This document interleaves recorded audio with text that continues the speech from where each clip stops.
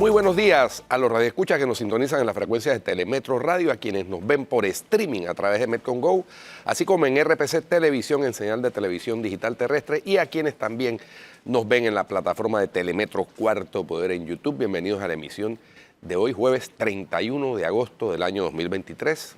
Comienzan a partir de mañana los meses terminados en bre.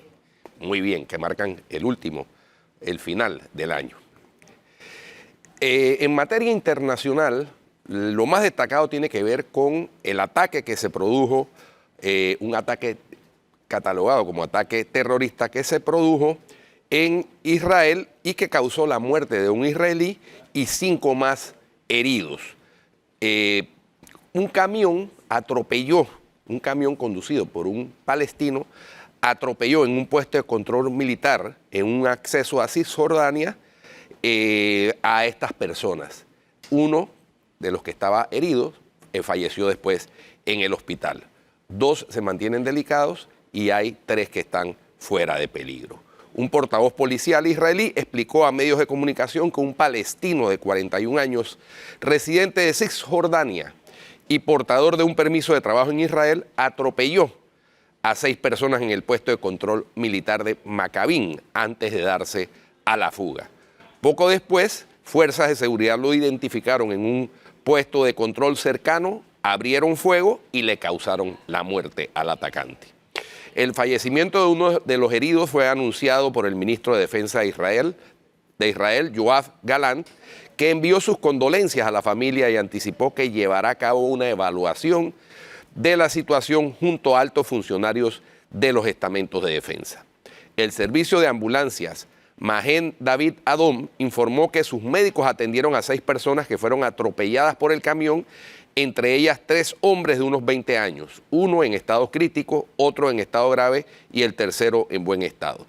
Un adolescente palestino también resultó herido leve y una pareja israelí de 25 años resultó herida leve después de que su coche fuera golpeado por el atacante, dijo el MDA. El incidente tuvo lugar en el puesto de control militar de Maccabín, cercano a la ciudad israelí de Modín y ubicado en una de las carreteras que conectan las ciudades de Tel Aviv y Jerusalén. Según la investigación inicial de las Fuerzas de Defensa de Israel, el agresor entró a pie en Israel a través de un puesto de control poco antes de las 6 de la mañana y tomó un camión que no le pertenecía, es decir, se lo robó, en la ciudad central de Hedera. Luego regresó al puesto de control de Maccabín con el camión donde llevó a cabo el ataque. Bueno, terrible estas situaciones que se dan en ese conflicto israelí-palestino. Por otra parte, en Quito, las autoridades ecuatorianas informaron hoy jueves la detención de 6 personas, entre ellos 5 ecuatorianos y un colombiano, por su presunta relación con la explosión de un coche bomba en horas de la noche del miércoles.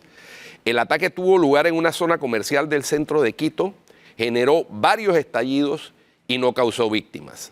El general de la policía, Pablo Ramírez, indicó que algunos de los detenidos registran antecedentes por extorsión, robo y asesinato y se encuentran a la espera de pasar a disposición judicial.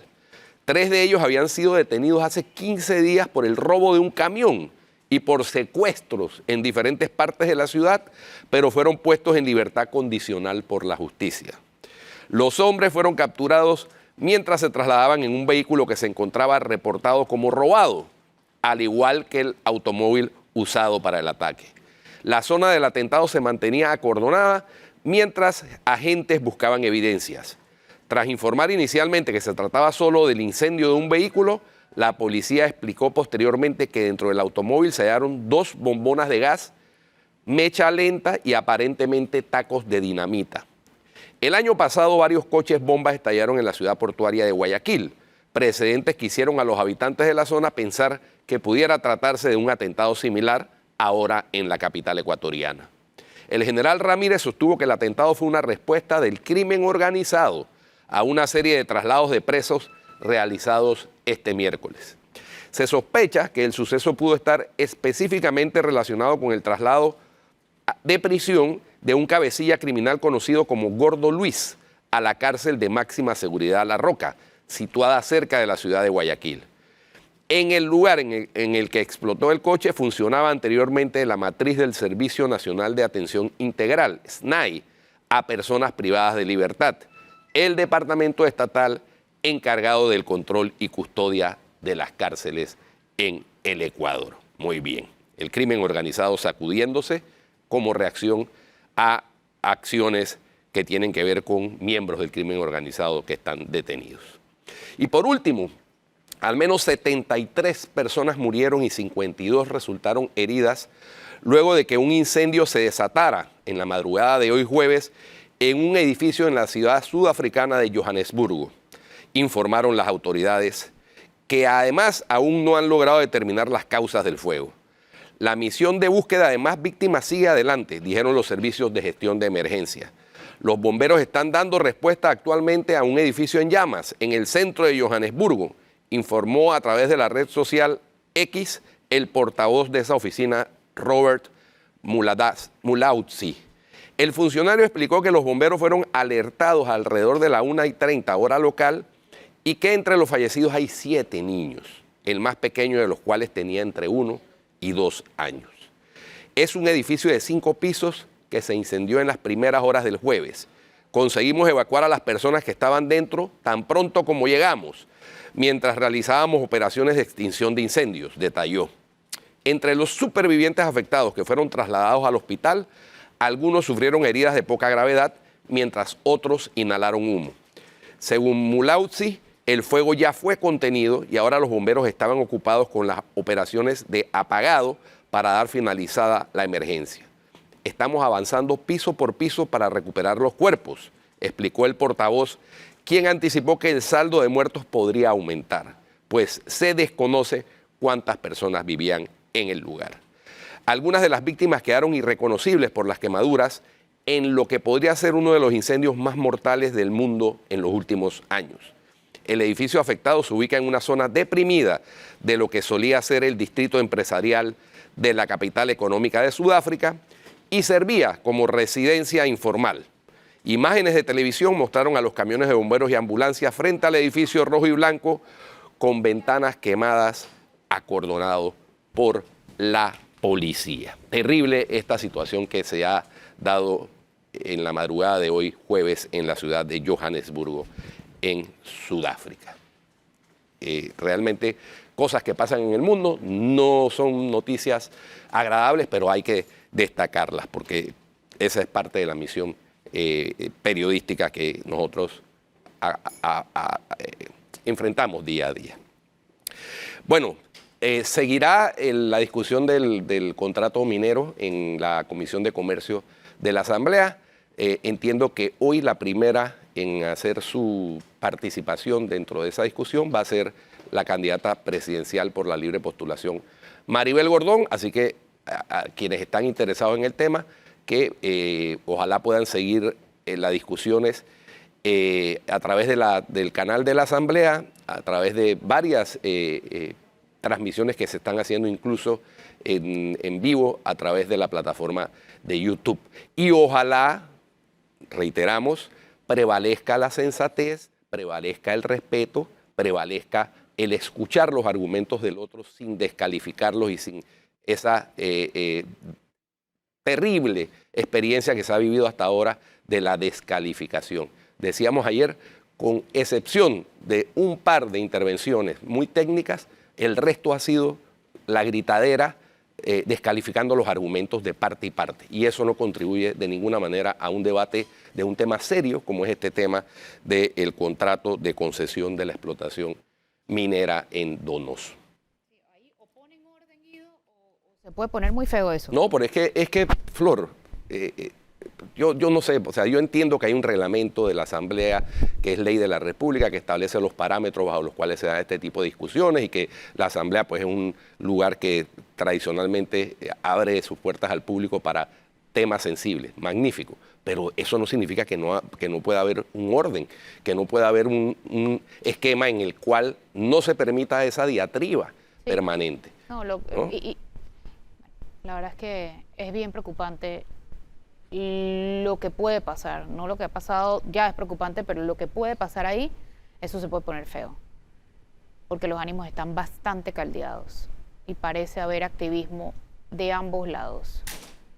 Ninguno de los dos lados está invitando a bajar el fervor que hay ahí para poder llevar a cabo una discusión de altura.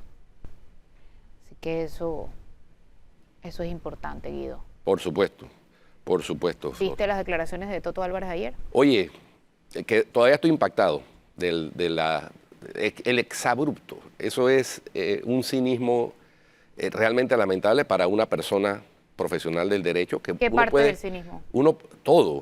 Todas las respuestas, la mayoría de las respuestas estuvieron teñidas de un alto nivel de cinismo, pero me llamó la atención poderosamente, Flor, cuando le preguntas por el tema del matrimonio igualitario. Su posición es una posición, Dios mío, de las cavernas.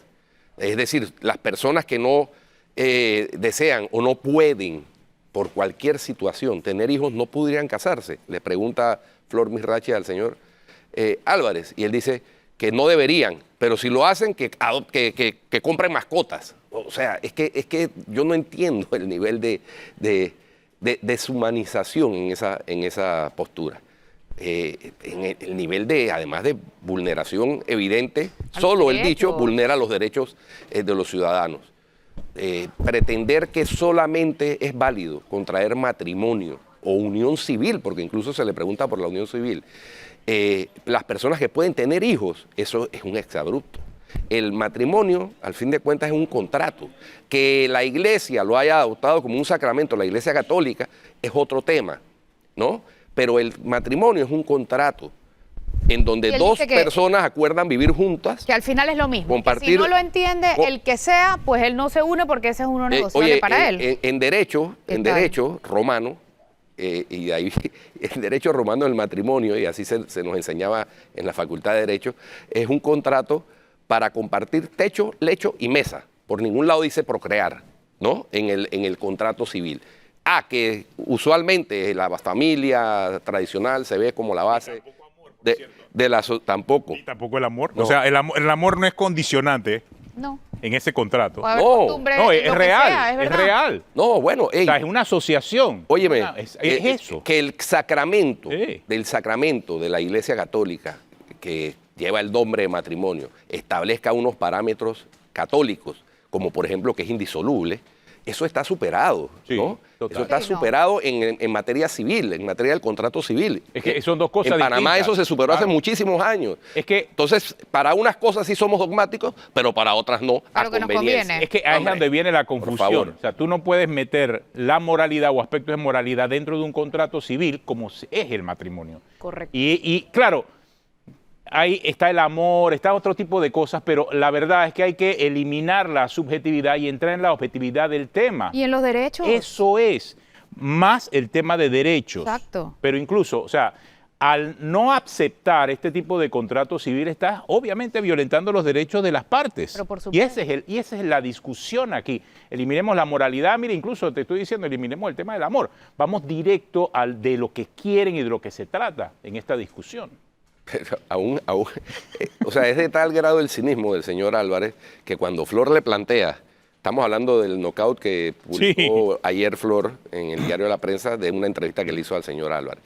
Cuando Flor le plantea que si la Corte Interamericana de Derechos Humanos termina fallando y obligando al Estado panameño a aceptar en su legislación el matrimonio entre personas del mismo sexo, él dice que él se opondrá de todas maneras. Es decir, un tribunal con jurisdicción internacional le tiene sin cuidado lo que dice. Oponerse por oponerse. Sí, pero además lo combatirá.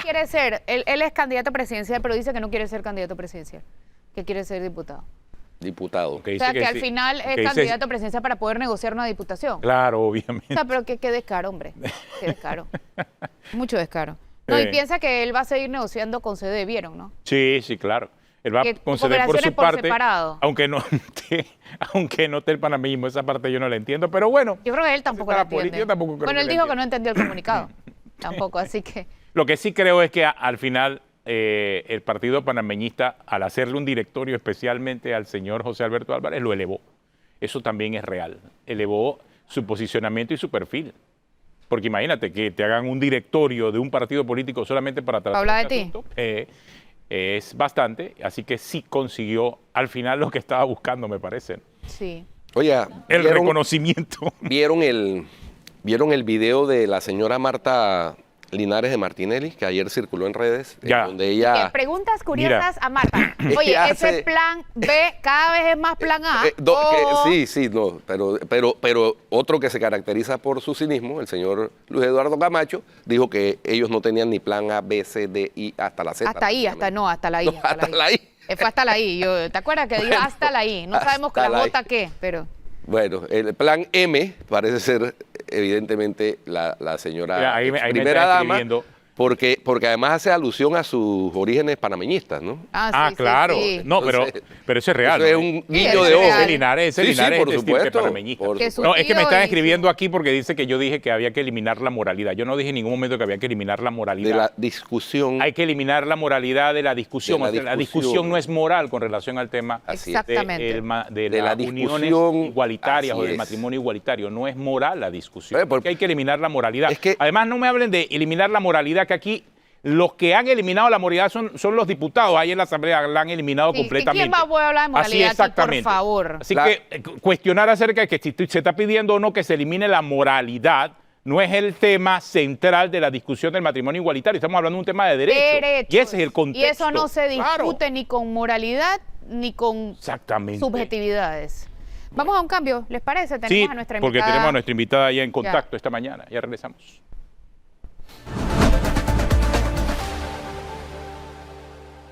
Estamos de regreso en Cuarto Poder y ya tenemos contacto con nuestra invitada para el día de hoy, la ex canciller y jefa de la misión de observación electoral en Ecuador, Isabel Sainz Malo de Alvarado, con quien queremos abordar el tema de la crisis migratoria, porque a ella como canciller de la República y como especialista también en materia de derechos humanos, como ex funcionaria de la Organización de Naciones Unidas, tiene conocimiento sobre el tema y tiene la posibilidad de ilustrarnos sobre cómo puede Panamá hacerle frente a esta ola migratoria, de migración irregular además, de personas que están provenientes de varios países, Colombia, Venezuela, Haití, Cuba e incluso extracontinentales, entrando por la selva del Darién, por los ríos del Darién, pero en un flujo migratorio que busca llegar hacia Norteamérica, hacia Estados Unidos y Canadá, básicamente. Bienvenida, ex canciller. Además, es primera declaración que da la ex canciller a un medio de comunicación desde que terminó su misión en ese importante cargo. Hola, buenos días a todos. Muchísimas gracias por la invitación y por darme la oportunidad de reflexionar un poco sobre un tema muy importante, muy preocupante, con elementos para Panamá y para la región y el mundo. Muchas gracias por tenerme. Le preguntábamos, Isabel, ¿qué puede hacer el Estado panameño para llamar la atención de todos los países que tienen que ver y que deben estar involucrados en atender esta emergencia humanitaria? Porque no se puede calificar de otra manera la situación que está atravesando esos migrantes.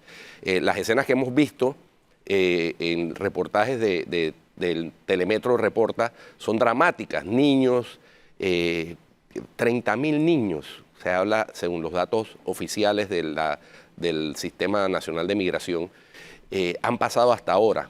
Muchos de ellos quedan en el camino, abandonados. Otros son objeto de tráfico de niños. O sea, es una verdadera tragedia. Todo lo malo de la humanidad se ve ahí. Sí, es una verdadera tragedia. Entonces encima hay coyotes que lucran de esto, traficantes de niños, quizá traficantes de órganos. O sea, es una tragedia impulsada por situaciones de desplazamiento forzado, porque es que nadie migra del país donde uno nace por obra y gracia del Espíritu Santo, ni necesariamente por temas de una oferta laboral, etcétera, que esa es la migración ideal.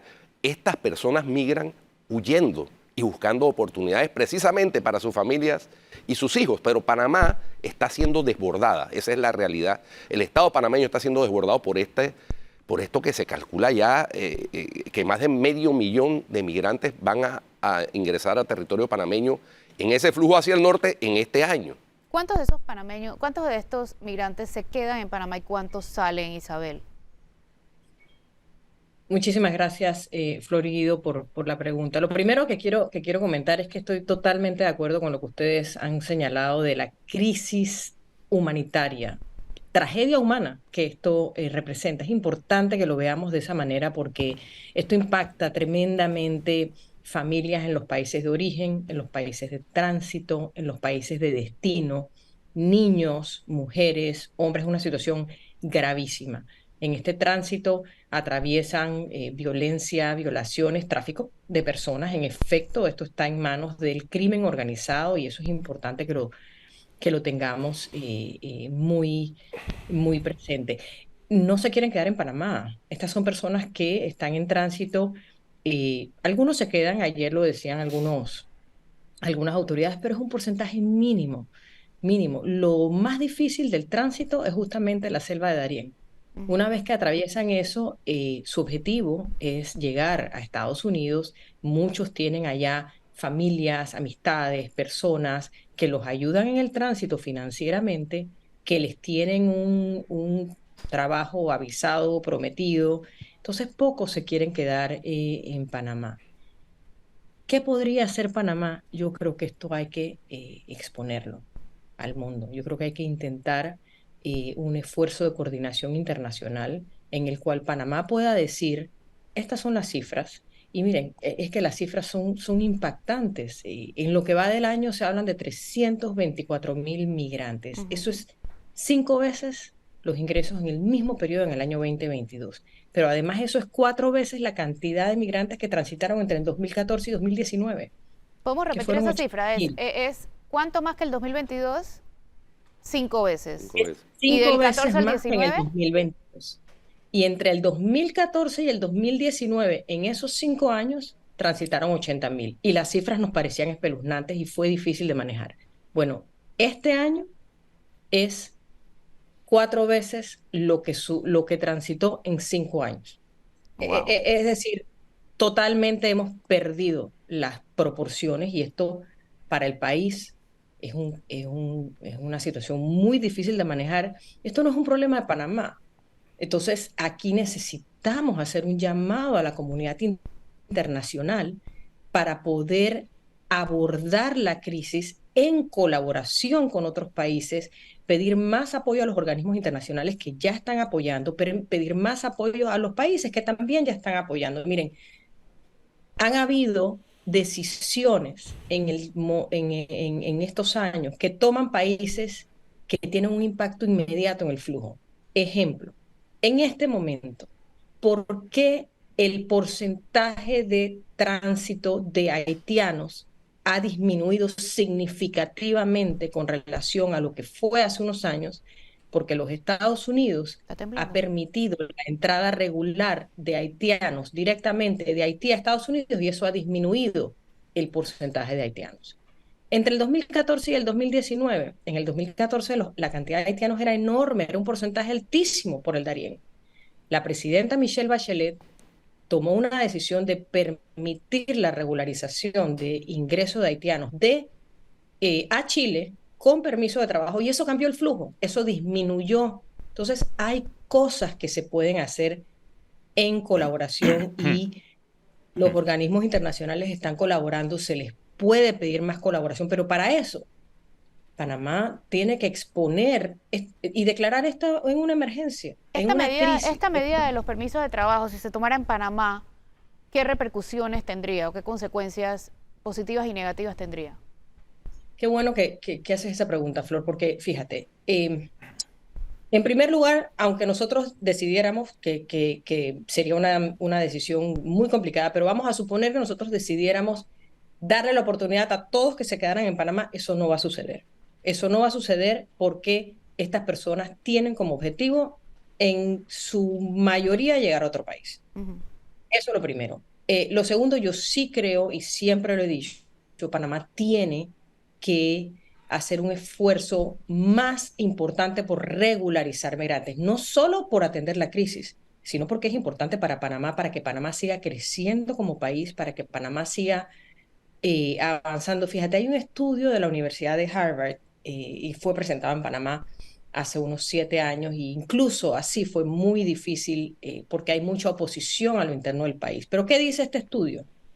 Claramente enfocado en Panamá.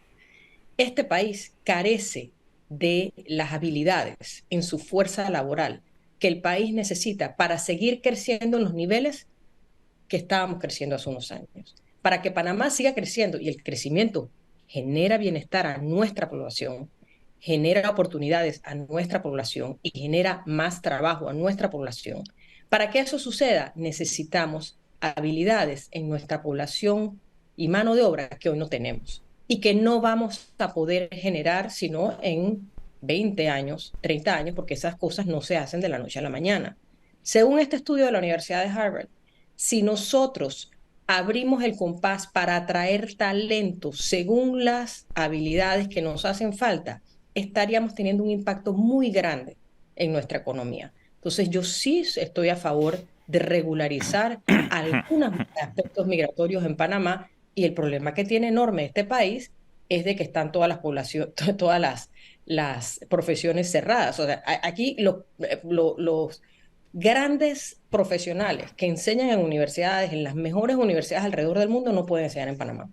Porque Sí, tienes que ser entiendo, panameño. entiendo ese punto, pero ese punto no tiene nada que ver con la migración que estamos recibiendo ahora mismo. O sea, la migración irregular es producto de una circunstancia geopolítica. Pero ¿usted no cree que en medio de todo tampoco hay una crisis? O sea, el país, el Estado panameño como tal, ha podido crear una especie de corredor humanitario con todas estas personas que pasan solamente por Panamá sin crear una crisis interna. No sé si de una forma u otra el Estado está haciendo lo correcto en lo que le corresponde en medio de esta desgracia internacional. O si el problema, por otro lado, es del Panamá y el manejo que se le ha dado a este tema, o de una coordinación entre países que está fallando. A ver, yo quisiera primero y referirme a lo que decía Atenógenos con relación a que lo que estoy hablando del estudio de Harvard es distinto. Sí, es distinto para su gran mayoría, pero hay un porcentaje que aplican, y lo digo con conocimiento de causa, que hace muchos años en Panamá hay migrantes venezolanos radicados con mucha formación que han sido profesores exitosos en sus universidades y que en este país no pueden enseñar y no tienen permiso. Entonces, aplica para algunos, no aplica para todos. De los que transitan por Darién, podríamos seleccionar algunos que para este país, con ciertos criterios, les son útiles. Pero bueno, comparto que no es la mayoría. 1. 2, es un tema que para su solución requiere coordinación internacional, donde se generen más permisos de trabajo. Es decir, lo que debemos buscar es una migración segura, ordenada y regular. Lo que está pasando por Darién no es seguro, no es ordenado y no es regular. Y eso no es responsabilidad de Panamá. Esa es la realidad. Y es la realidad de la cual es corresponsable el hemisferio entero. Y tampoco esta es una realidad de las Américas. En el año 2000 habían 173 millones de migrantes en el mundo. En el año 2021 habían 281 millones. Y cuando miramos los flujos de migración en todos los continentes, Américas, África, Asia, normalmente es del sur al norte, porque las personas están huyendo de guerras, de inseguridad, excepción Ucrania está al norte, pero normalmente es del sur al norte.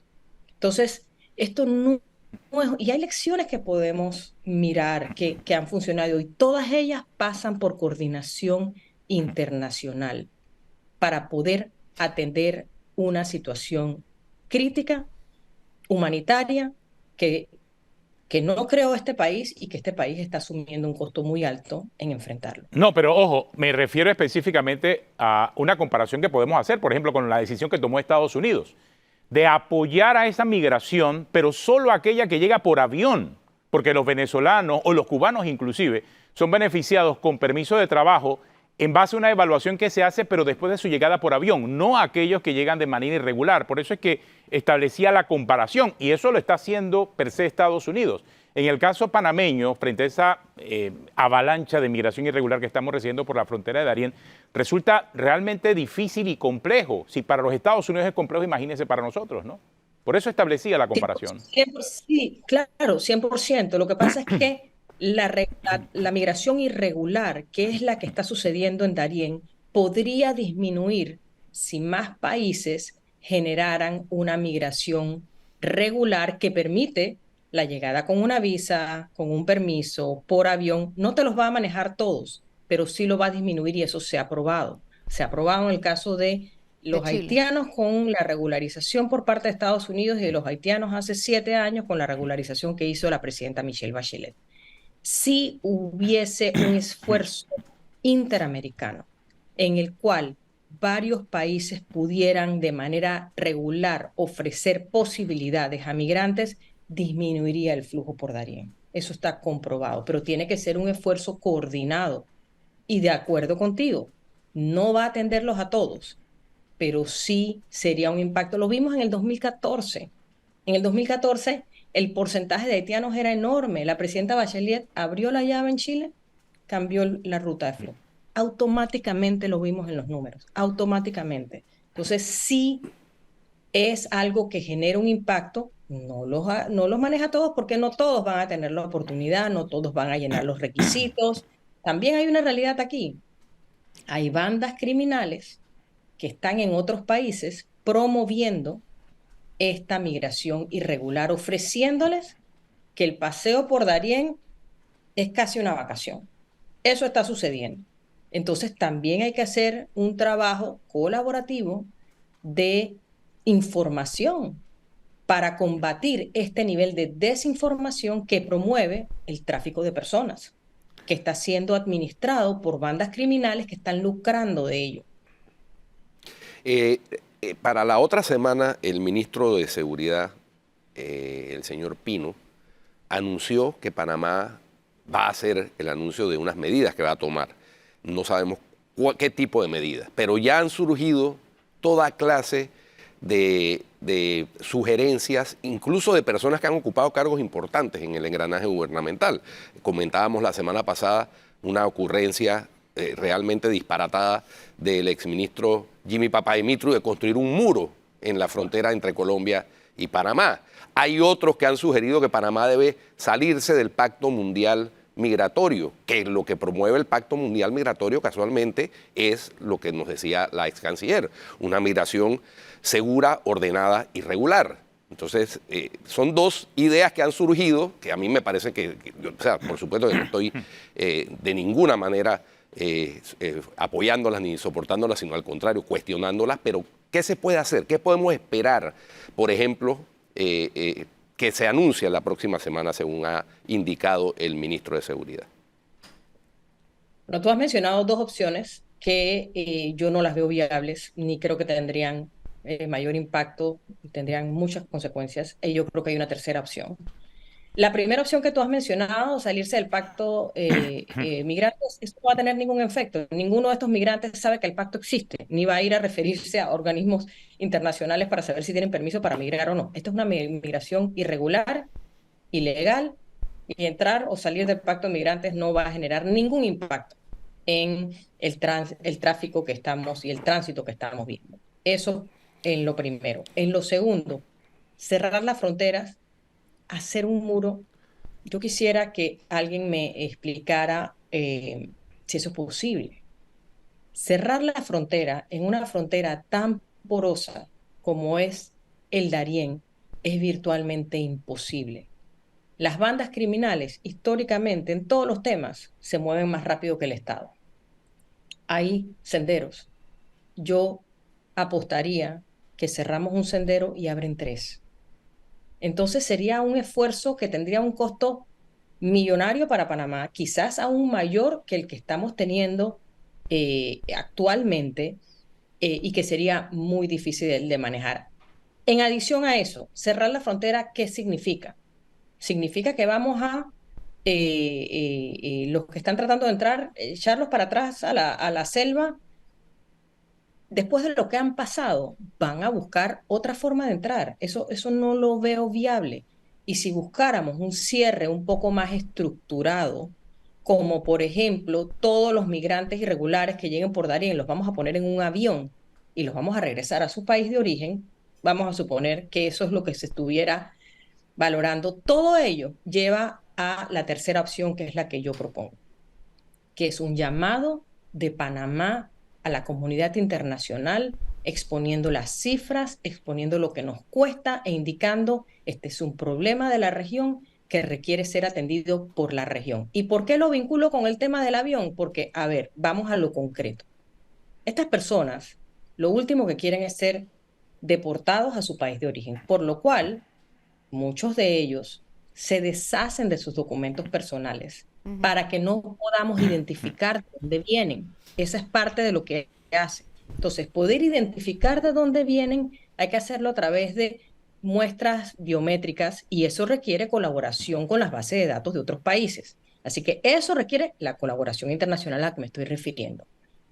Vamos a suponer que identificamos su nacionalidad para conseguir, porque, a ver, no los vamos a regresar a Colombia, de donde vienen, por donde están pasando todos, porque Colombia no los va a recibir. A ver, digámosle a Colombia, aquí van 5 aviones, no los van a recibir.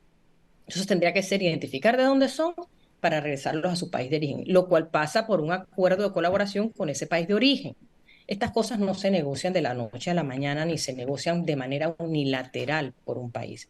Entonces, la medida de cerrar la frontera, que puede sonar interesante, tiene un montón de obstáculos y elementos reales que pasan por una colaboración internacional estructurada, efectiva, en la cual en una mesa colaborativa los distintos países de la región, y yo sé que han habido esfuerzos, no es que no los han habido, pero es que estamos en una crisis. Hay que declarar esto una crisis como es y buscar los espacios de colaboración para atenderlo de una manera más efectiva, para no mencionar la manera realmente efectiva de atender esta realidad migratoria que es trabajar en los países de origen.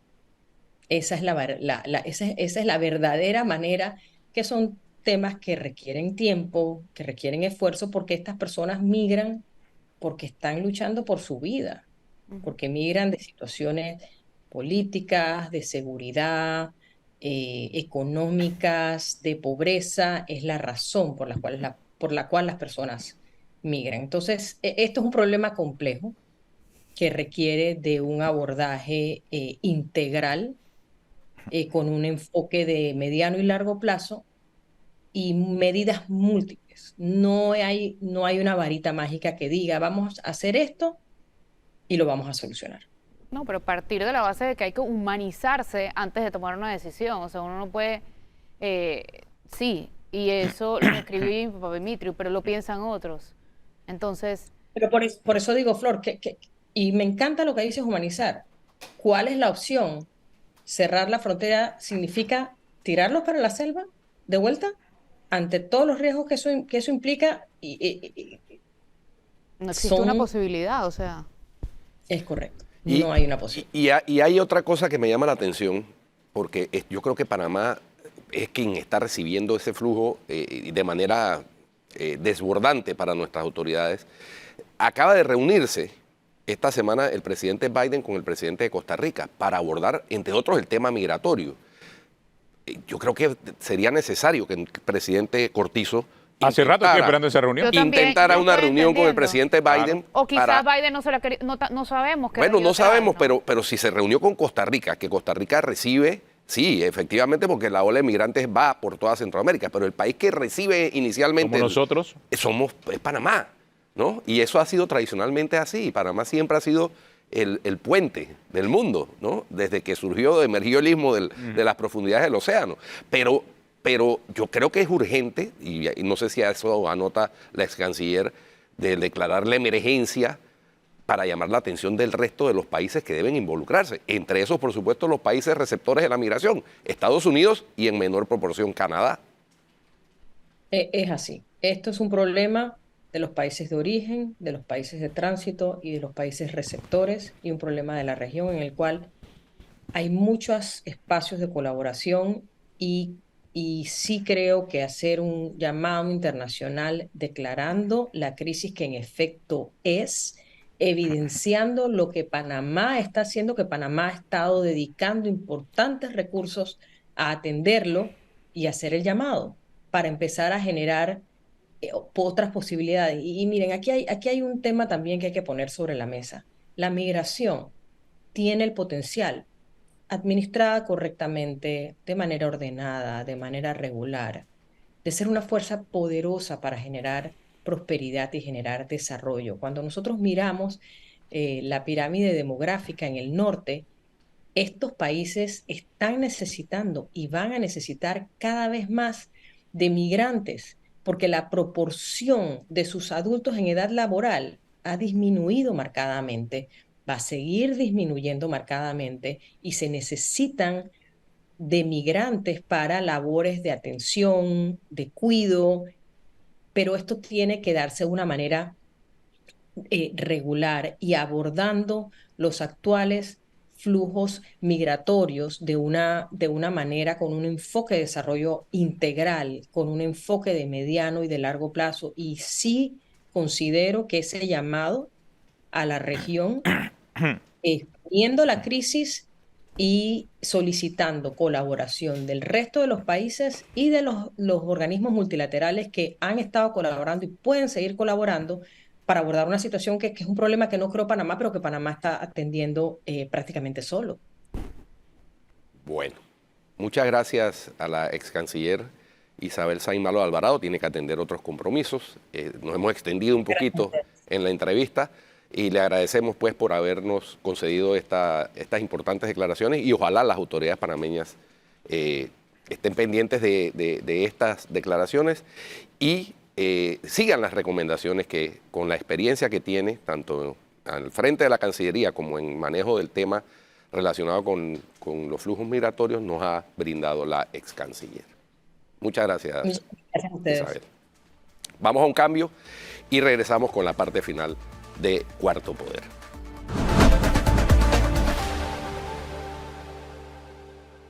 Continuamos aquí en Cuarto Poder. Hoy hay una carta que está circulando que envió el Tribunal Electoral, el señor Octavio del Moral, de la Asociación de Vecinos y Amigos del Casco Viejo.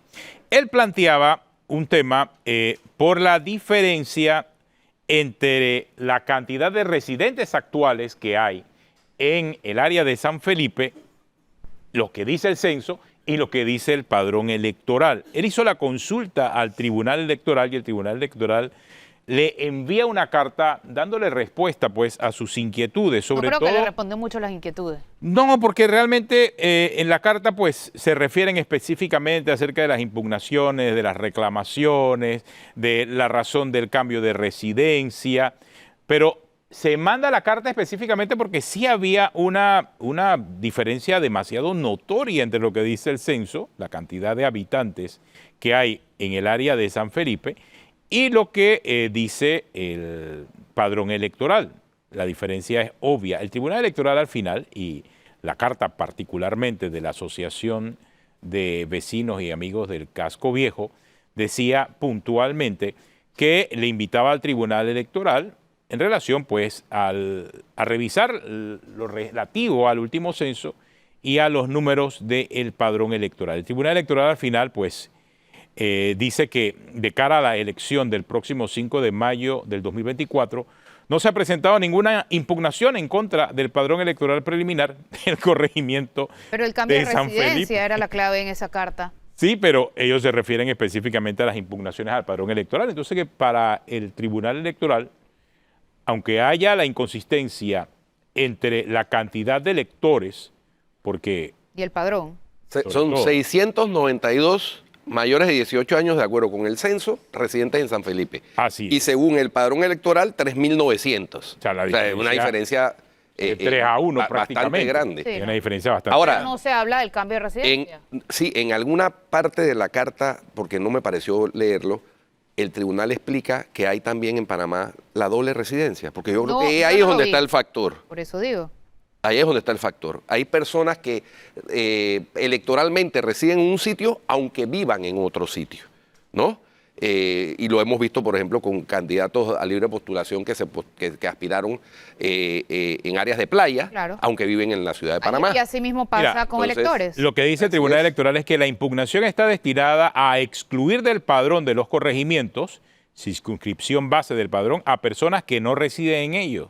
En este sentido, el Tribunal Electoral publicó para el conocimiento y orientación de los votantes de cara a la elección del 5 de mayo el instructivo para las impugnaciones y reclamaciones al padrón electoral preliminar. Es decir, lo que dice el Tribunal Electoral es que, bueno, si no se impugna, no hay un problema, en pocas palabras. Sí, no, y termina diciendo que no se impugnó. Sí. O sea, que terminó el periodo de la impugnación, que creo que era el 5 de enero de este año, y no se impugnó. Pero habiendo una el irregularidad padrón. clara, No, pero mira, ellos no pueden actuar como de oficio de Dice alguna el manera. Tribunal Electoral que debemos pudiera. entender por residencia habitual del lector la habitación en la que se duerme un mínimo de 4 días a la semana, Ajá. con ánimo de permanencia, lo cual podrá corroborarse mediante certificación emitida por el juez de paz del corregimiento correspondiente. ¿Te imaginas a los jueces de paz haciendo este trabajo? ¡Qué desastre! Esa es la residencia desde el punto de vista de la Legal. habitación Sí, exactamente. legal. Pero hay la residencia electoral también, o eso ya lo eliminaron del Código No, Electoral. si no, ellos- ya vieras entonces- a los hijos de Martirelli corriendo, ¿no? Bueno, pues, entonces, a mí el otro día un embajador me preguntó por este tema y a mí lo que se me ocurrió decir, la única explicación lógica que yo encontraría sería lo de la doble residencia. Hay gente que tiene oficinas en el casco antiguo y entonces Pero vive en otro lado. pero viven en otra parte, pero están registradas electoralmente para votar en el casco En la- antiguo, aunque no residan ahí. En la carta hay un número interesante, me dice, el delito electoral más común en Panamá es el del cambio doloso de residencia. Por ello, en los últimos 20 años, 2.786 personas han sido condenadas por cambio doloso de residencia. Bueno, en el caso de San Felipe, solo con San Felipe sería mucho más. Son Sí. 3.900. Y han pagado Solo en San multas por Felipe. 170.349. Estos cambios se dan por lo general en corregimientos pequeños en los que el trasiego de unos cuantos electores puede hacer la diferencia de los resultados. Para su conocimiento, a la fecha tenemos 589 corregimientos de los 701 que existen que tienen menos de 5.000 electores. El incumplimiento en los arreglos de pago por las referidas multas se convierten en penas de arresto a razón de un día por cada 50 balboas, según lo contempla el artículo 717 del Código Electoral. Mira, no habla la carta por ningún lugar de la doble residencia, Sí, yo tampoco lo sino específicamente se refieren al tema de la impugnación del padrón y que el padrón de San Felipe no ha sido impugnado. Ese es el asunto. Así es. No ha sido impugnado el padrón de San Felipe. Según el censo, pues estamos hablando específicamente que viviendas particulares, según condición de ocupación del corregimiento de San Felipe, son 893 viviendas específico en el área de San Felipe. Y en cuanto a residentes, como tú dijiste muy bien, Guido, pues se está hablando de que son Mayores. 1.258, Pero mayores de edad, 692. pero mayores de edad ¿No? 690. Entonces, que son los que deberían conformar el padrón electoral, salvo, reitero, que la distorsión se esté produciendo por el tema de la doble residencia, una residencia En San Felipe, legal y otra residencia electoral. Es curioso, de todas maneras, y En fin, no creo que le aclaró nada esto al señor Octavio del Moral. no, está claro que sí se puede hacer. Eso sí quedó claro. Sí, Que sí, no hay problema. eso. O sea, está claro que no hay un problema en San Felipe. Y esto es respuesta directa del Tribunal Electoral. Y no hay un problema porque no hay ninguna impugnación, es lo que dice el Tribunal Electoral. Lo resume de esa forma. O sea, de cara a las elecciones no se presentó ninguna impugnación en contra del padrón preliminar del corregimiento de San Felipe. ¿A quién le corresponde en todo caso discutir eso? A los partidos que están compitiendo ahí en San Felipe, ¿no? Sí, ¿no? Si tú vas a competir en San Felipe, estás viendo que hay esta distorsión entre censo y padrón electoral, tú como candidato Tienen las de perder tienes la de también. perder, porque eso a quién está beneficiando, obviamente, Al PRD. al que ganó con ese padrón electoral y que es hoy en día el El PRD. representante de corregimiento que es del Partido O sea, Revolucionario. esto es el PRD siendo el PRD. pero espérate, el representante de recogimiento de San Felipe sí, ¿verdad? Es PRD. Exacto. Sí. Bueno, Y condenado, ¿no? Sí, Sí. exactamente. Ah, pues. además. Bueno, Entonces, bueno, pues ¿qué no se siendo puede más el hacer? motivo de la presente. Terminamos. Se nos acabó el tiempo. Si usted sigue en Telemetro Radio, siga con El Bronche en RPC Televisión. Habla ahora con el profesor José Escobar y Delia Muñoz. Hasta mañana.